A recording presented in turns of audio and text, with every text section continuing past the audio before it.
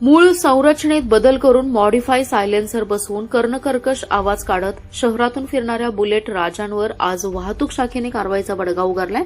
मोठमोठ्याने आवाज करत जाणाऱ्या 28 बुलेट वाहनांवर कारवाई करत मॉडिफाय सायलेन्सर जप्त करून दंडात्मक कारवाई करण्यात आली आहे। वाहतूक शाखेचे निरीक्षक अजित सिनकर यांच्या पथकाने ही कारवाई केली।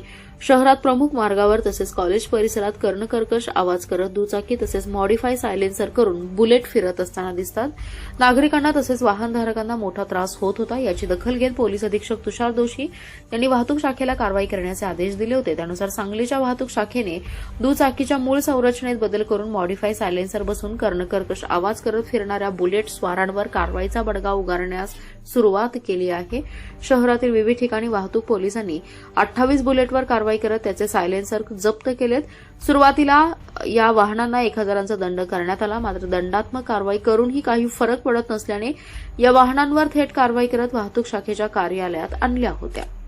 माननीय पोलीस अधीक्षक सांगली यांच्या आदेशाने कल्पनेतून शहरामध्ये ज्या मोटरसायकलना सायलेन्सर मॉडिफाय केलेले आहेत आणि ज्यांचे मोठ्याने आवाज येतात त्याचा नागरिकांना तसेच वाहतुकीला त्रास होत असल्यामुळे काल दिनांक 4 पासून ही कारवाई सुरू करण्यात आलेली आहे। संपूर्ण जिल्हाभर ही कारवाई आहे।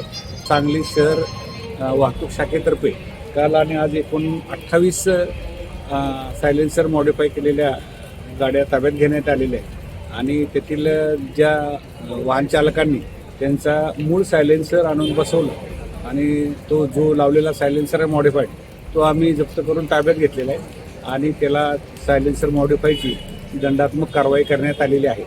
आणि अद्यापही काही वाहन चालकांनी त्यांचं सायलेन्सर आणलं नाही, त्या गाड्या इथं पोलीस सांगली शहर वाहतूक शाखेच्या आवारात लावण्यात आलेल्या आहे। तर सांगली शहर वाहतूक शाखेतर्फे शहरातील सर्व वाहन चालकांना आणि विशेषतः जे मुलं आहेत त्यांच्या पालकांना आव्हान आहे की त्यांनी विनाकारण त्या वाहनांचा सायलेन्सर बदलून कायद्याचा भंग करू नये, अन्यथा त्यांच्यावर कडक कायदेशीर कारवाई करण्यात येईल आणि हे सायलेन्सर जे मॉडिफाय केले ते जप्त करण्यात आलेले आहे आणि कारवाई पुढील 15 दिवस दररोज सातत्याने सुरू राहणार आहे।